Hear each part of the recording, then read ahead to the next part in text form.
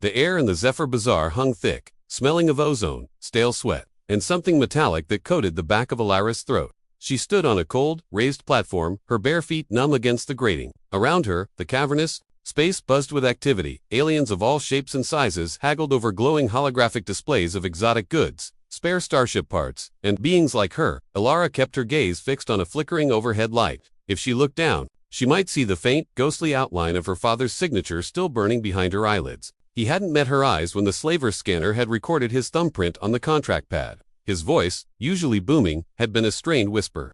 "It's for the best, Alara. The debts, they'll kill us all." The scanners. Cold light had washed over her necks, binding her identity to the digital document that now dictated her existence. Property of Galthor Holdings. The slavers weren't cruel in the way stories described. They were efficient, cold, like machines processing cargo. A bored-looking reptilian overseer with dull gray scales nudged her forward with the butt of a non-lethal prod. Lot 17 Beta. Human, female, adolescent. Prime physical condition. Basic linguistic aptitude. Starting bid. 50 standard credits. His voice echoed through the auction hall speakers. Devoid of inflection, Alara shivered, not from cold, but from the sheer weight of being reduced to a list of traits and a price. She wrapped her thin arms around herself. The rough fabric of the gray tunic they'd given her scratching her skin. Faces swam in the dim light below, a hulking brute with tusks gleaming, examining her like livestock. A sleek, insectoid merchant calculating potential profit. A cloaked figure radiating menace. Each glance felt like a violation, stripping away another layer of herself. Bidding started slowly, then picked up. The numbers flashed on a screen beside her. 55, 60, 75. Her stomach churned. Who would buy her? What would they make her? The fear was a cold stone settling deep inside, heavier than the invisible collar the contract represented. Then, a new voice cut through the drone. 100. It wasn't loud, but it was clear, firm. Heads turned. The bidder stood near the back, away from the clusters of wealthier patrons. Human, tall, but lean, dressed in practical, worn spacer's gear, a dark jacket patched at the elbows, sturdy trousers tucked into scuffed boots. His face was shadowed under the brim of a simple cap. But Alara caught the glint of intense, watchful eyes scanning the room. Not just her. He didn't leer like the brute, he assessed. Quickly, efficiently. A murmur ran through the crowd. The insectoid merchant hissed, raising a delicate limb. 150. The human responded immediately, his voice calm, leaving no room for hesitation. The brute grunted, shook his massive head, and turned away. The insectoid seemed to calculate, antennae twitching, then also fell silent. The reptilian overseer looked mildly surprised. 150 standard. Going once, going twice. The gavel, a simple sound emitter, chimed softly. Sold to the human bidder. Lot 17 Beta. Please proceed to transfer Bay Gamma with your new owner. Owner. The word echoed in Alara's skull as the platform lowered. The efficient slaver guided her down a side corridor, away from the main throng, the human buyer following a few steps behind. The corridor was quieter, lit by harsh fluorescent strips.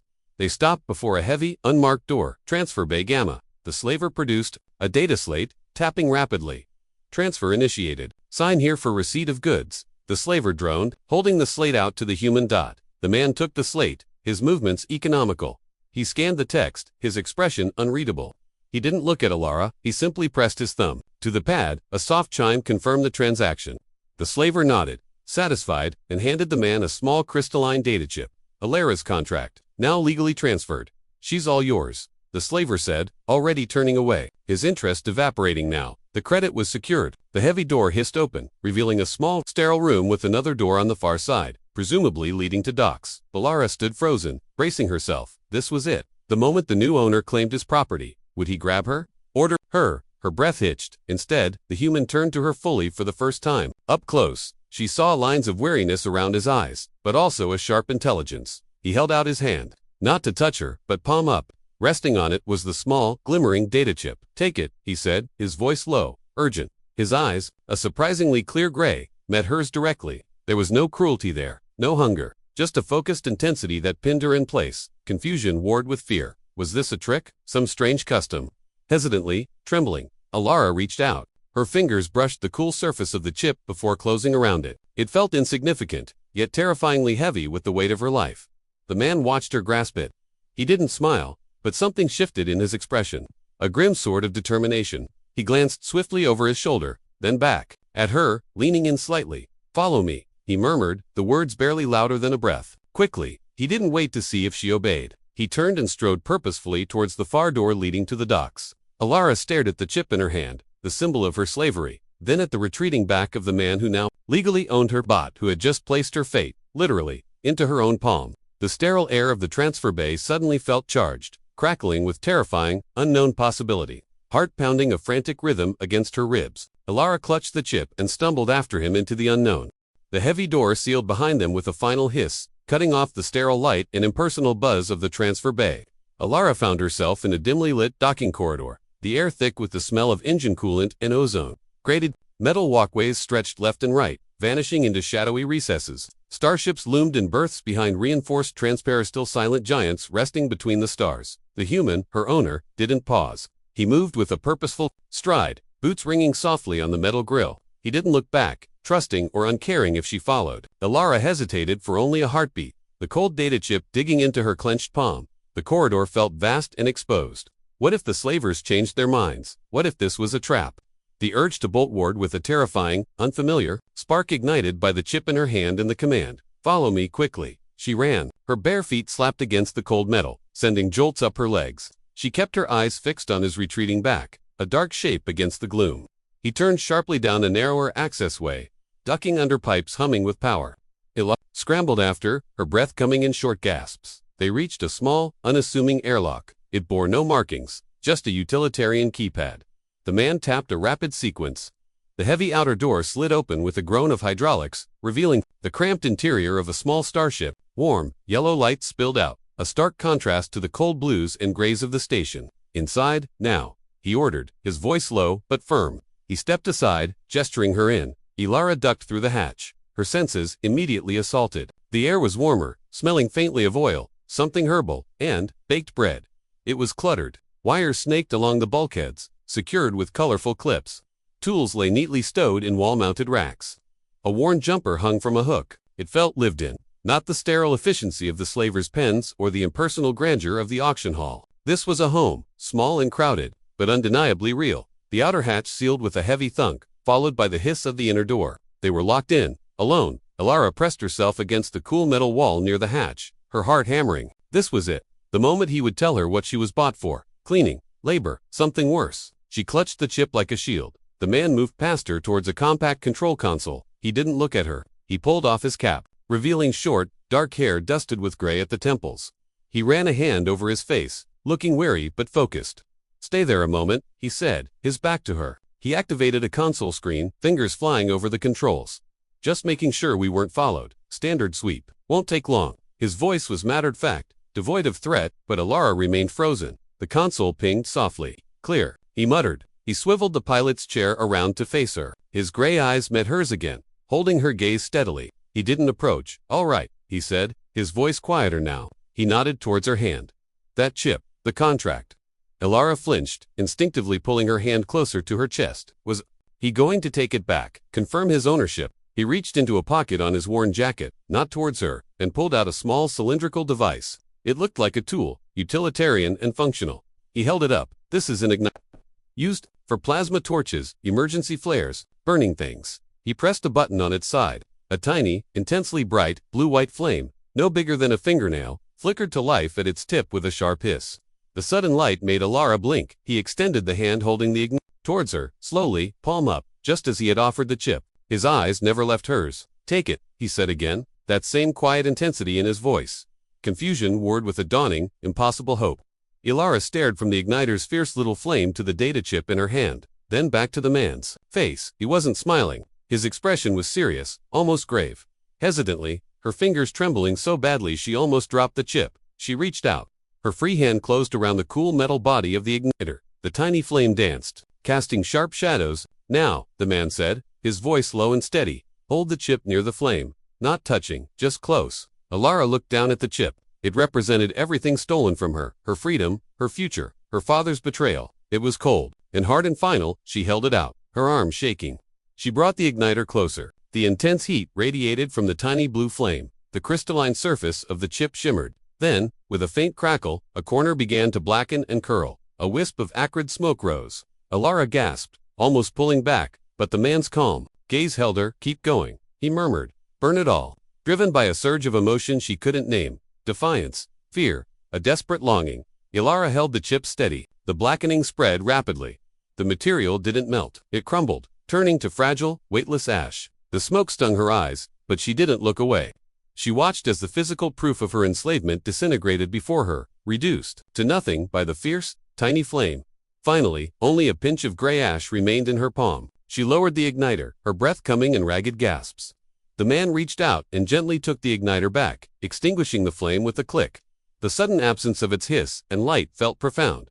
He looked at the ash in her hand, then met her eyes. His expression softened, just a fraction. "That paper, that chip," he said, his voice rough but clear in the sudden quiet of the ship. "It was a lie. A cruel fiction written by cowards and thieves." He paused, his gaze unwavering. "On Earth, where I come from, we believe something fundamental. No one owns a soul. Not ever. You were never theirs. You are free." The word hung in the warm, cluttered air of the ship. Free. Elara stared at the ash in her palm. It felt impossibly light. The cold stone of fear in her stomach hadn't vanished, but something else was stirring beneath it, fragile and new. She looked up at the man, the stranger who had bought her only to hand her fire and pronounce her freedom. Questions tumbled in her mind, too many to voice. He seemed to understand. He leaned back slightly in the chair. "Freedom," he said, his voice regaining its quiet firmness, "is just the starting point. What you do with it, that's yours to choose." The word free echoed in the sudden quiet of the ship's small main cabin. Alara stared at the fine gray ash clinging to her palm. It felt weightless, insignificant, yet it represented the collapse of her entire world. Free, but what did that mean? Where did she go? Who was she now, if not Lot 17 Beta? The man Kai, he'd finally offered his name, watched her silently for a moment. He didn't press. He simply turned back to the console, his hands moving with practiced ease. Over the controls, a low thrum vibrated through the deck plates beneath Elara's bare feet as engines powered up. Outside the small viewport, the grimy docking corridor began to slide away, replaced by the vast star-speckled blackness of space. The station shrank rapidly, becoming just another glittering toy against the infinite dark. A wave of dizzying disorientation washed over Elara. She was untethered, adrift. "Seat," Kai said, not unkindly, nodding towards a worn, padded jump seat bolted near the console. "Strap in." First, jump's always a kick. Elara stumbled to the seat, fumbling with the unfamiliar harness as the stars outside blurred into streaks of light. The ship lurched, a sensation like falling and being squeezed at the same time, then settled into a strange, humming stillness. The viewport showed only a swirling tunnel of impossible colors. Hyperspace. The initial shock faded, leaving a hollow exhaustion. Elara slumped in the seat, watching the kaleidoscope outside. Kai worked quietly, occasionally muttering to the ship's systems. The silence stretched, heavy with her unspoken questions. Why? Why her? What did he want? As if sensing her turmoil, Kai finally spoke, his eyes still on the readouts. "Hungry. Galleys through there." He gestured with his chin towards a narrow doorway behind him. "Food." The thought was alien, yet her stomach clenched painfully in response. She hadn't eaten properly in days. Nodding mutely, she unbuckled and stepped through the doorway. The galley was tiny, even more cluttered than the main cabin, but warm and filled with surprising smells. Spices, something earthy, and the lingering scent of bread she'd noticed earlier. Pots hung from hooks, drying herbs were bundled near a vent, and colorful ceramic mugs crowded a small sink. And sitting at a fold-down table, carefully arranging small, glowing blue leaves in a pot, was a being Elara had never seen before. They were slender, barely taller than Elara, with smooth bark-like skin in shades of deep green and brown. Delicate, fern-like fronds grew from their head instead of hair, and their large, luminous eyes, the color of amber, blinked slowly as they looked up. For long, dexterous fingers paused their work. "Ah," the being said, their voice a soft, melodic rustle. "You must be the new one." Kai mentioned a passenger. They offered what looked like a gentle smile, the fronds around their face shifting slightly. "I am tea botanist, cook, and occasional morale officer." They gestured to the glowing leaves. "Moonpetal needs gentle encouragement. Sit, please. You look starved." Elara hesitated, stunned. A botanist. On this cramped ship, tea seemed utterly unthreatening, radiating a calm serenity. They pushed a plate across the small table, a thick slice of coarse, nutty bread smeared with something pale green and fragrant, alongside a handful of unfamiliar, jewel-like fruits. "Eat," Tea urged softly. "It's safe and good." The simple kindness, the offer of food, without demand or expectation, was almost overwhelming. Elara sank onto the small bench and picked up the bread. It was warm, dense, and delicious. The green spread was tangy and fresh. She ate ravenously, the flavors exploding on her tongue, a stark contrast to the nutrient paste she'd been given. As she ate, Tea worked quietly, humming a tune that sounded like wind through leaves. They asked no probing questions, simply offered quiet companionship. Elara watched their careful movements, the way they tended the glowing plant with such focused tenderness. Footsteps sounded, and 2 more figures appeared in the galley doorway. Children. Alara froze mid-bite. One was a young girl, human, maybe 10 years old, with bright eyes and messy brown braids. The other was an alien boy, reptilian but small and slender, with iridescent scales and large, curious eyes. They both looked at Alara with open interest, not fear or judgment. "T, is there any more of that berry compote?" the girl asked, bouncing on her toes. "Ask nicely, Myra," T chided gently. "Please, T," the girl amended with a grin. "Check the cooler, top shelf," T said. The girl Mira darted towards a humming unit, the reptilian boy close behind her.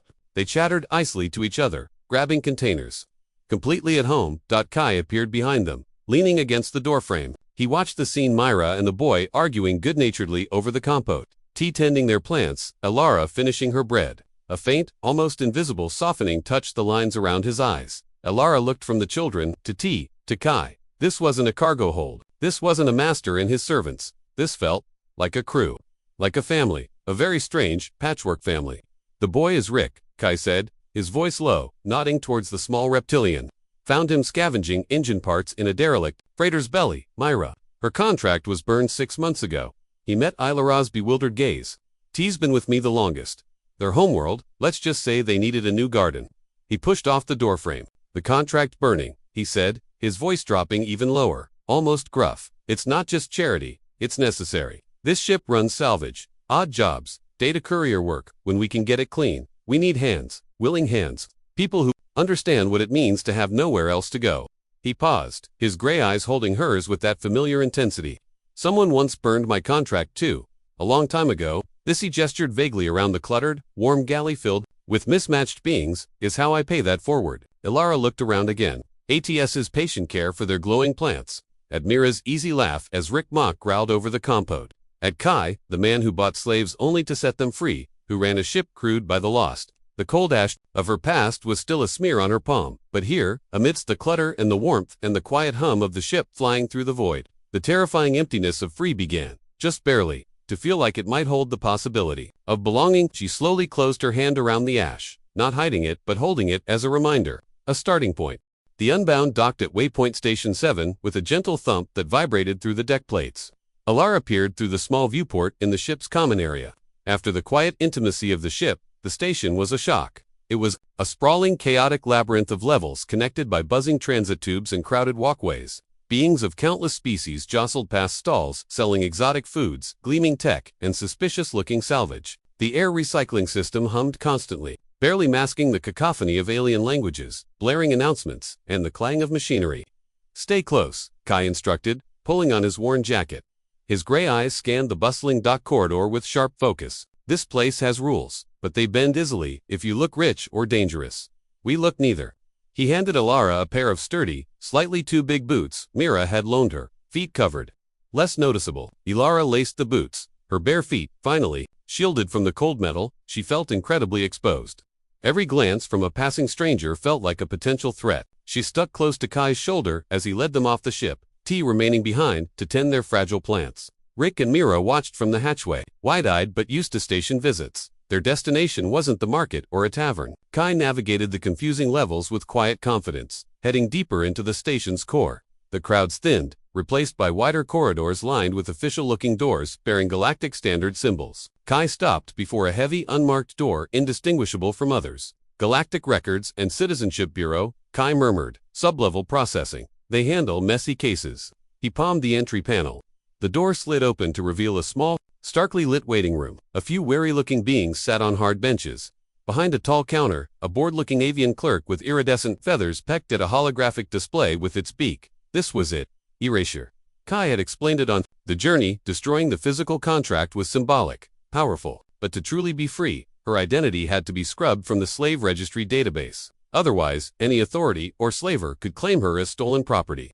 This was the dangerous part. Kai approached the counter.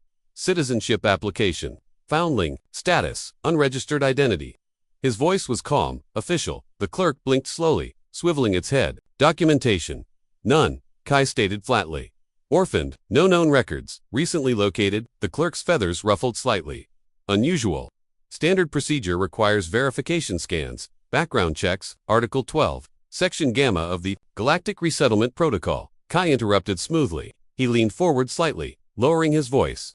For individuals emerging from unregulated zones or situations where standard documentation is impossible. Allows for provisional identity. Assignment pending verification, with sponsor guarantee. The clerk pecked at its display, pulling up the relevant code. It seemed surprised Kai knew it. Sponsor. Me, Kai Voss. Registered independent trader. Ship. Unbound. Clean record. He placed his own identification chip on the counter. We just need the initial registry. Biometric scan to establish her unique identity in the system as a citizen, not a chattel entry. Alara's heart pounded. A biometric scan.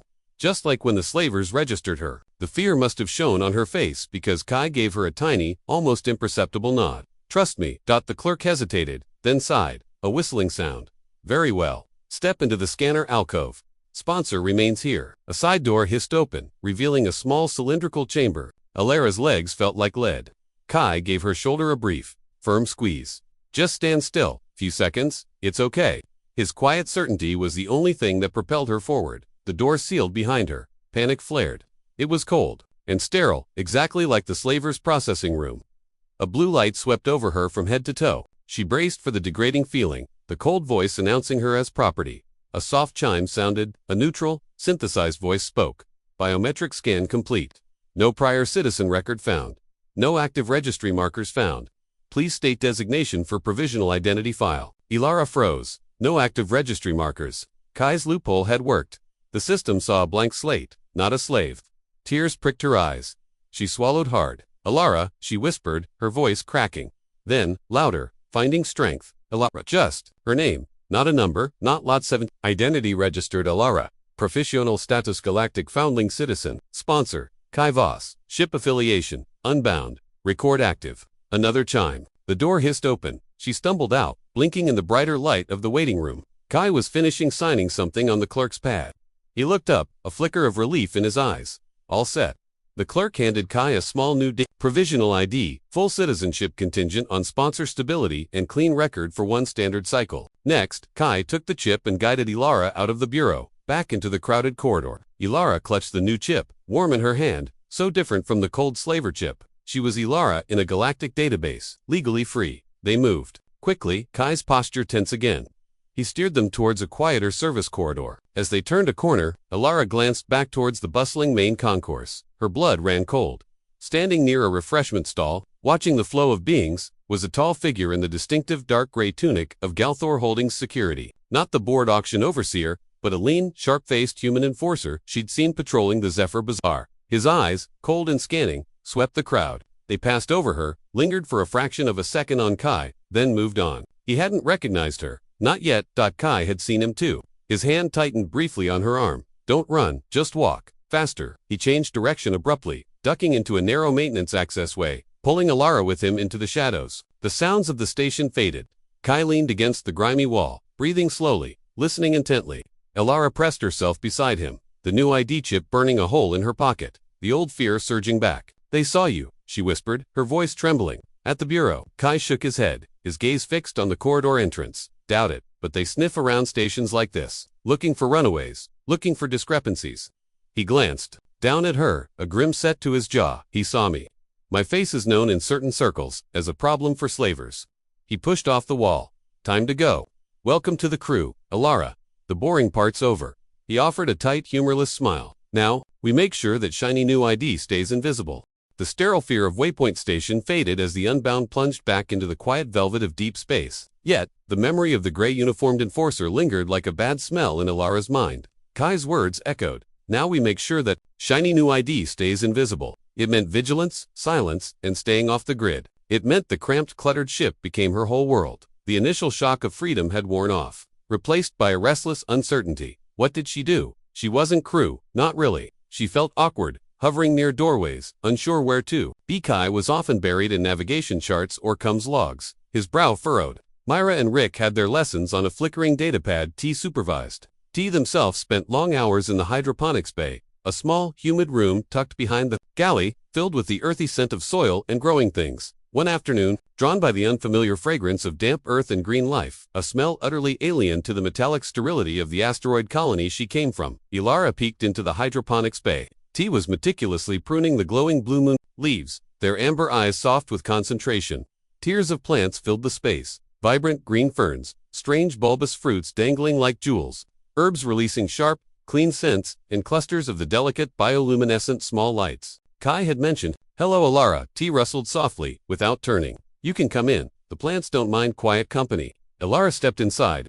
The air was warm and moist, a balm after the ship's recycled dryness. She watched T's long, careful fingers work. "What are you doing?" Tending, T replied. "Each plant speaks its needs. This one," they touched a fern, "thirsts. That one," they nodded to a cluster of small lights flickering weakly, "misses the specific resonance of its home nebula. Hard to replicate." Their voice held a gentle sorrow. "They are fragile, easily overwhelmed." Alara looked at the struggling small lights. Their soft, pulsing glow reminded her of the distant stars outside the viewport. Fragile, easily overwhelmed. The words resonated deep within her. She understood that feeling. "Can I help?" The question surprised even her. T blinked slowly, their fronds shifting. "You wish to learn the language of roots and light?" Alara nodded, a spark of purpose flickering in the hollow space left by fear and uncertainty.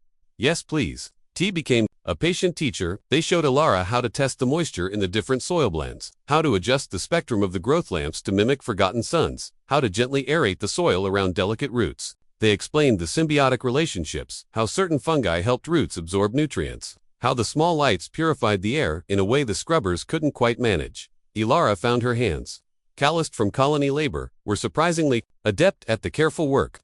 She learned to listen to the silent needs of the plants. She spent hours in the warm green glow sanctuary, her focus narrowing to the texture of soil, the angle of a leaf, the faint pulse of light from the small lights. The constant thrum of the hyperdrive faded into background noise.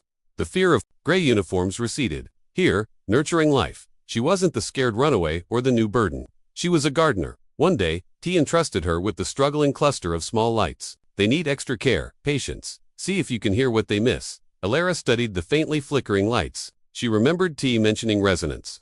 On impulse, she started humming a simple, wordless tune her mother used to sing when tucking her in, back when safety was a given, a lullaby from a lost world. She hummed softly as she worked, adjusting the lamp, misting the air. She didn't expect anything, but slowly, almost imperceptibly at first, the flickering of the small lights steadied. Their soft blue glow deepened, becoming more constant, warmer. Alara held her breath. She kept humming. T paused in their work, watching a soft rustle, like leaves in a gentle breeze, escape them. Approval later. Kai appeared in the doorway, drawn by the unusual sound of humming. He watched silently as Alara gently brushed soil from a broad leaf, still humming the simple tune, the small lights glowing steadily beside her. A profound calm radiated from her, different from the numb shock or the jittery fear he'd seen. Before she looked rooted, he exchanged a glance with T, who gave a slight, meaningful nod. The ship's cum crackled. Kai, picking up a weak distress signal, unregistered pod, adrift near the Theta debris field. It was Rick, his voice unusually tense. Life signs, faint, multiple, small. Kai's expression hardened. Plot an intercept course, minimal thrust. T, prep the medbay for unknowns. Myra, get blankets, nutrient broth ready. He moved towards the bridge, then paused, looking back at Alara. She'd stopped humming, her hands stilling on the plant, her eyes wide with sudden apprehension. Refugees, like she had been. Alara, Kai said, his voice firm but calm. "I need you in the cargo bay. When we bring them in, they'll be scared, cold, maybe hurt." He met her gaze. "They'll need someone who understands, someone calm." Alara looked down at her hands, stained with soil, then at the steadily glowing small lights she'd helped revive. The fear was there, a cold thread, but beneath it was something else. The warmth of the garden, the quiet strength she'd found tending fragile things. She thought of Kai finding her, the igniter, the ash. She thought of Mira's easy laugh, T's quiet wisdom. She took a deep breath, the scent of soil and green growth filling her lungs. "I understand," she said, her voice steady. She wiped her hands on her trousers, not hiding the dirt. "I'll be there." She moved past Kai, not towards the galley, but towards the cargo bay airlock. Not a passenger needing shelter, but a member of the crew ready to offer it. The gardener stepped out of her sanctuary, carrying its quiet strength with her. The cargo bay of the Unbound felt vast and cold after the warm closeness of the hydroponics bay. Alara stood near the inner airlock door, the recycled air tasting metallic. Kai, suited up in a patched environmental suit, waited near the outer hatch controls. T stood ready with a med scanner, their usually serene expression tight with focus. Myra clutched blankets, her young face pale but determined. Rick monitored the external feeds, his reptilian eyes wide. "They're in bad shape, Kai," Rick reported, voice thin. "Pod's life support is failing." 4 small life signs fading. Bring them in, Kai ordered, his voice muffled by his helmet. Slow and steady. The outer hatch cycled open with a groan, revealing the battered escape pod clamped in the unbound stocking grapple. Frost coated its scarred hull. Kai maneuvered the inner hatch open manually. Frigid air, smelling of burnt wiring and fear, rushed in. Inside the pod, huddled together on the freezing deck, were 4 children. 3 looked human, shivering violently in thin clothes. The 4th was a small, furry, felinoid cub, its golden eyes huge with terror, emitting a thin, pained whine. Their faces were pinched, lips blue. They flinched back as Kai stepped inside, a giant in his bulky suit. Easy, Kai said, his voice deliberately softened through the cum. You're safe now. We've got you. He gathered the smallest child, a girl shaking so hard her teeth chattered, into his arms. T quickly scanned her. Hypothermia, severe brink, them all in Kai. Now. Alara watched Kai carry the child towards T, then turned back for the others. The remaining 3 children stared out at the cargo bay, their eyes wide with pure, animal panic. The felinoid cub hissed weakly, trying to puff up its matted fur. They were trapped, cornered, just like Alara had been on that auction platform. The memory hit her like a physical blow, the cold metal, the crushing fear, the overwhelming sense of being prey. She stepped forward without thinking, placing herself between Kai and the terrified children. Kai paused, surprised. Alara knelt down slowly, ignoring the cold bite of the deck through her trousers. She met the wide, frightened eyes of the oldest-looking boy. He flinched back, pulling the others closer. It's cold, Alara said softly, her voice barely above a whisper. So cold. And dark. She wasn't talking about the pod. She saw her own reflection in his terrified eyes. She remembered the igniter's flame, the warmth of the bread tea gave her. The steady glow of the small lights she'd nurtured. They took you too, she murmured, didn't they? The boy stared, uncomprehending at first. Then, a flicker of recognition. Not of her face, but of the shared fear, the shared violation of being taken. Alara took a slow breath. She remembered the humming that soothed the struggling small lights. Remembered the lullaby from a life before darkness. Softly, barely audible over the ship's hum, she began to hum the same simple, wordless tune. It wasn't loud. It wasn't commanding. It was just there. A fragile thread of warmth in the cold bay. The boy blinked. The felinoid cub stopped hissing, its ears twitching. The violent shaking of the smaller children lessened slightly, replaced by ragged shivers. It's gone now, Alara whispered, still humming. The cold place, the bad people. You're safe here. She slowly held out her hand, palm up, empty. Not grabbing, offering, just like Kai had offered her the igniter. See? Just warmth now. Just quiet. The oldest boy looked from her hand to her face, then slowly, hesitantly, placed his own small, freezing hand in hers. His touch was like ice. Alara gently squeezed it, pouring all the calm she'd learned in the garden, all the safety she'd found on the Unbound, into that touch. She kept humming. One by one, the other children shuffled closer, drawn by the unfamiliar sound and the quiet girl who spoke of safety and warmth without demanding anything. Even the felinoid cub crept forward, nudging its head against El's knee with a soft, questioning chirp. Mira stepped forward then, wrapping blankets around small shoulders. T gently guided them towards the warmer corridor. Their scanner already assessing. Kai stood back, watching Alara. She was still kneeling, surrounded by the rescued children, humming that simple tune, her hands still holding the boys. She wasn't the broken girl he'd bought. She wasn't just the gardener. She was the calm in the storm they'd pulled these children from. She was the proof that freedom wasn't just escape. It was the strength to offer shelter. Later, when the children were warmed, fed simple broth, and sleeping fitfully in makeshift bunks under T's watchful care, Kai found Alara back in the hydroponics bay. She was carefully tending the small lights, their glow steady and strong. He leaned against the doorway.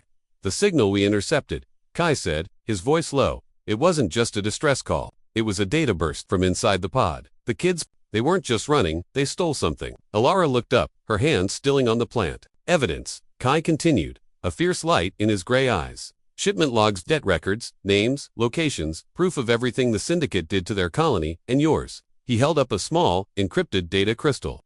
Proof of what they did. To you, Alara, proof of what your father was forced into. Alara stared at the crystal. It held the weight of her past, the source of her pain. But it also held the key. They'll come for it, she whispered. Like they came for me. Kai nodded. They're already trying to jam us, track us. He stepped closer, holding the crystal out to her, much like he'd once held the igniter. But they can't jam a galaxy-wide broadcast on every open channel. They can't silence the truth when it's shouted from the void. Understanding dawned. Alara looked at the crystal, then at Kai's determined face. He wasn't just offering her the igniter to burn her own chains. He was offering her the spark to burn down the whole rotten system that forged them. Do it, she said, her voice clear and strong in the quiet hum of the growing lights. The gardener, who calmed storms, met his gaze. Burn it all down. Kai's lips curved into a tight, fierce smile. He turned and strode towards the comms console. Minutes later, a raw, unencrypted data stream pulsed out from the Unbound, flooding every frequency, every public channel, every listening post in the sector, a torrent of damning proof against Galther Holdings and the Shadow Syndicate that fed it. Somewhere, on a ship or a station, a gray-uniformed enforcer snarled in impotent fury as the evidence scrolled across his screen for all the galaxy to see. The hunt was over. The truth was out. Alara stood among her glowing plants, listening to the quiet pulse of the hyperdrive and the distant, fading echoes of the broadcast. She touched a vibrant green leaf, feeling its life thrum beneath her fingers. The ash of her old contract was long gone, the fragile new life she nurtured here, the lives they'd just saved, the truth now echoing among the stars. This was her garden now, and she would tend it well.